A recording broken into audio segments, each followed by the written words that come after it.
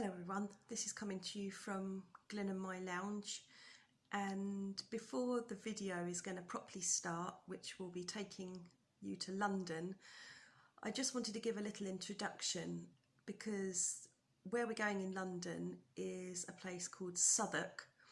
You will notice on the video that I keep calling it Southwark, and the reason for that is because whenever I am doing a recording I can't normally say Southwark. So ignore it when I say Southwark, that's just my bad. Anyway, we wanted to do this introduction because some of you will have already read the origin of Kasama's name, but I wanted to take the opportunity to thread it in with the story of why we were in Southwark. Now, many years ago, I think it was 1998, Glyn and I worked in the Philippines, and we were there in Manila for a few years working with a group called Samaritana Transformation Ministries. Now, prior to being in the Philippines, I've had a long history and background of working with sex workers and sexually exploited women, men and children. Hence, this was the work we were doing in the Philippines. So we were with Tear Fund, a development organisation, and we were there to be trained in Manila in just other aspects of working in that sector. Now, as a part of our time there, we would work in the bars, the brothels, the strip clubs and on the street. We had some really amazing times and also very harrowing times, as whenever you engage with this kind of work, you tend to see the seedy underbelly of a country, a city, and the darker side of tourism and local dark industry. Exploitation in all its forms I find utterly abhorrent, and especially the trafficking and exploitation of children. So we were there for a few years, and as a part of that experience, there was one day that I was called to go into the charity hospital. Now, if you're in a charity hospital in Manila in the Philippines, that means that nobody is going to pay for your treatment or care for you. You are there relying on other people's charity to pay for your treatment. And Samaritana had had a call to say that a young woman named Glenda was in the hospital and in a bad way. So I was sent to the hospital to find her. It was one of the most harrowing places that I think I've ever been to in terms of what classed as medical care. She was lying in a room with multiple other people, with flies everywhere, an overwhelming smell of vomit and feces. It was incredibly hot and just the most unhygienic and scary place you could imagine being. I went and found Glenda, and it turned out she was about 7 or 8 months pregnant and she had gone into labour. It was pretty frightening. Now, Glyn and I did theological training, 1994, I think. And as a part of that training, we could choose modules, emergency dentistry, how to build a pit toilet, agriculture and emergency midwifery. Now, I opted for emergency midwifery, never dreaming that I would need to actually put that into practice. So I was there with Glenda, not knowing quite what to do, because actually when it came to it, emergency midwifery training wasn't really that good. So I was thinking, oh my gosh, and Glenda started to give birth. There was nobody else around who was going to be able to help, so I delivered her baby for her. Sadly, the baby was born dead. It had died in the womb, and I was left looking after Glenda and holding the baby, and really didn't know what I was doing and what to do in that moment. I managed to get hold of a nurse or some hospital staff, and I said, what do I do? And they said, well, you need to go and buy the chemicals to put on the baby, and you need a box to bury the baby in. So thankfully by then a Samaritana staff member had turned up, so I was able to hand her the baby and go, I'm really sorry, but I've got to go and find a box and chemicals. The only box I could find was a rice box in a local shop. So I bought back the rice box and went to the chemist and said, what do I need? And they gave me formaldehyde. And so I went back to the hospital, and it was the most awful moment of having to put this baby in the box and put the chemicals on. And then we looked at one of the staff members in the hospital and said, what do we do with the baby? And they said, well, you need to go and bury it. And we said, well, where do we bury it? And they said, somewhere outside. And they said, but you can't bury it in that rice box. And I was like, well, I don't know what else to use. And they said, no, because it's a really good rice box. And if you bury that, somebody's going to dig it up and keep the box. We were just like unsure what to do. So I said to Glenda, look, we're going to figure this out. And for now, we're just going to put the box under the bed while we work out what to do. Gave Glenda something to eat, made sure she was okay, and the staff member and I left to try and figure out what on earth to do next. We weren't allowed back into the hospital after that when we came back, so we went back the next morning and Glenda, baby and rice box were gone. We have no idea what happened, and she doesn't know what happened to her baby in the box during the night. That is the harsh reality of this situation. What has that got to do with the name kasama? Well, the word kasama is a Tagalog word from the Filipino language, and it means journeying companion. It means for however long you are on the road travelling and somebody crosses your path, they will become your companion, and in that moment you travel that road together, whatever that road will bring you, and you support one another. There are times when I've been a kasama to other people, and there's times that other people have been a kasama to me. But the one thing that Glyn and I left the Philippines with was a strong sense of we need to be kasamas for one another, all of us at different times.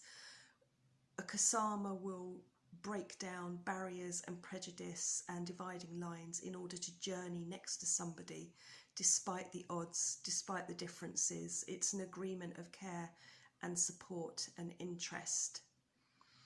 Now, a good few months later, Glyn and I were in the equivalent of McDonald's in the Philippines. It's called Jollibee. And Glenda arrived, and it was amazing to see her. We just looked at each other, knowing that we'd passed a genuine kasama moment. We made that eye contact that was long and understanding and knowing, and then we had a really long hug. And that was the last time that I ever saw her. For Glyn and I with kasama, when we think about the origins, when we think about the story, when we think about the roots, it was built on something that was scary, difficult, challenging, and also an immense privilege. There is something beautiful about being able to be a kasama for another person. All my years of working with sex workers, I know that they are, amongst other people groups, one of the groups that are looked down upon. They are often accused of being dirty, conniving, the lowest of the low. For me, I just really want to see people as people, regardless of labels, regardless of background, regardless of the path that is being walked. Everybody is just a soul, and everybody at different times needs a kasama. Kasama for me is probably one of the most powerful expressions of community and togetherness and connection. I also believe that every single human being is worthy of dignity and respect and care, and has a story that should and needs to be told and needs to be heard. So when Glyn and I went to Southwark and we arrived in London, we went to Crossbones graveyard, which is the resting place of the Winchester geese, and you will hear more about that when the videos start. I hope you enjoy them.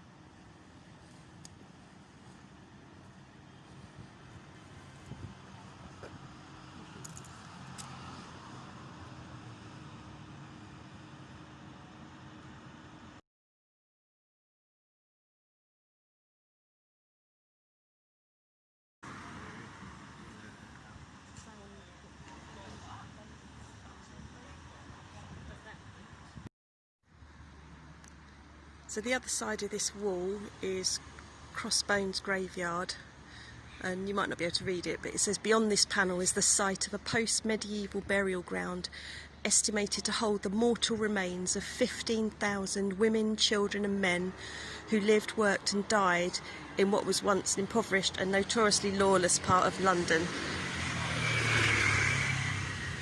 So this is the timeline. And this is where you see all the little memorials and tributes that have been tied to the fence here. The memorial garden is beyond, and these are people saying you are not forgotten. The people buried here were buried in what was unconsecrated ground because it was believed that they were outside of the bounds of grace, redemption, forgiveness. And it includes the ladies who are known as the Winchester Geese, who were made to work in the brothels, what were known as the stews, and the Bishop of Winchester would take money and taxes from them, which is a slightly sorry history. Outcast dead are watching you. This is the garden. If you respect it, it will one day be open to the living. Don't dick with a goose's curse.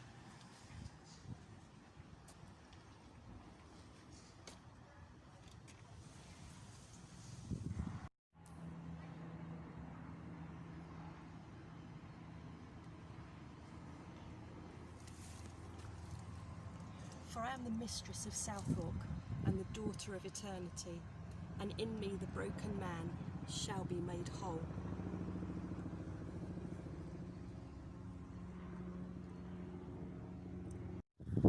Hi everyone, so I'm just going to get Glenn to focus on this, which is the symbol of the Crossbones graveyard and Winchester Geese, and read you the story. I've borrowed this book from the opening of the garden where you walk in. It says, the Crossbones graveyard. In his 1598 survey of London, John Stow refers to a plot of ground called the Single Women's Churchyard. Such women who worked in banksides, brothels or stews were condemned to be buried in unhallowed ground.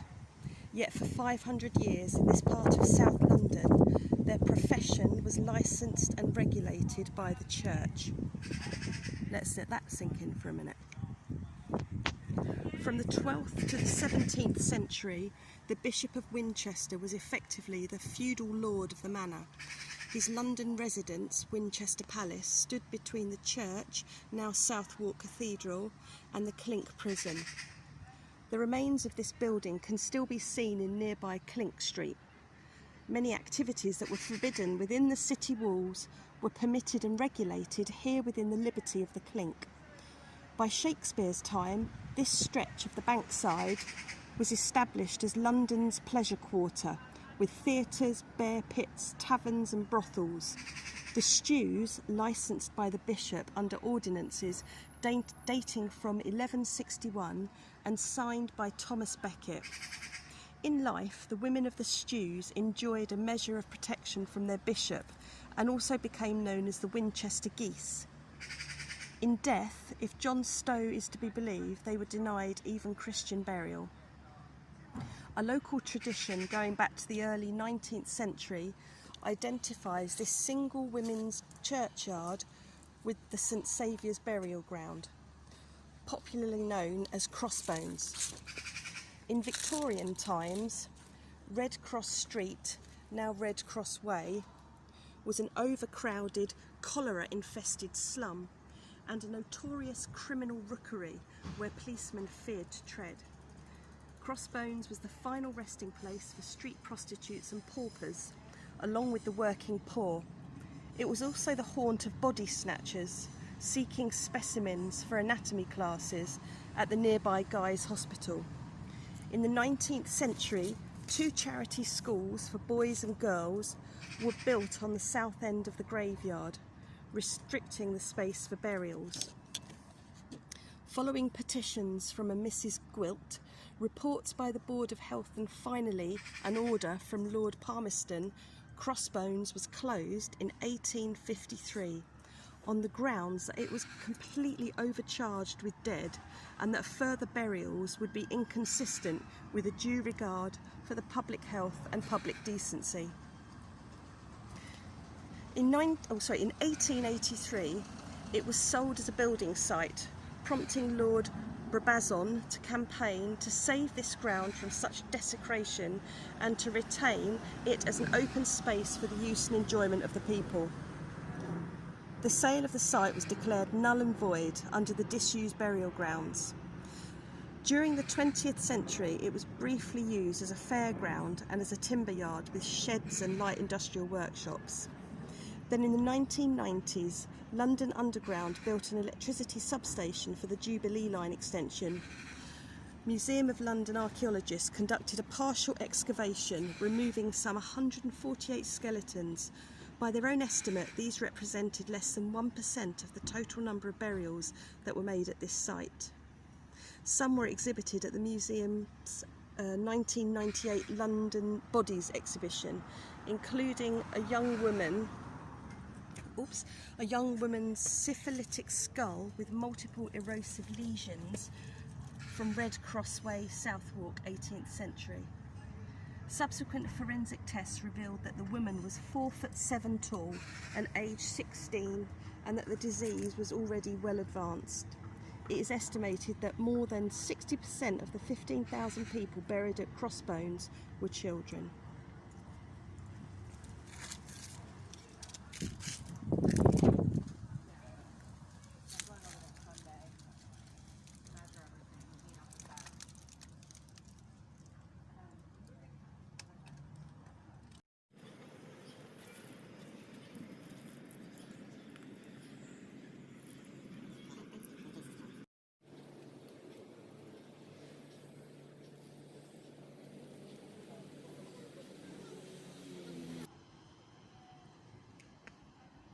So this Garden of Remembrance has been open to the public since 2015, and on the 22nd of July, St Mary Magdalene's feast day, the Dean of Southwark Cathedral led the clergy and congregation in procession to conduct an act of regret, remembrance and restoration, in which the burial ground received the church's blessing for the first time in its long and checkered history.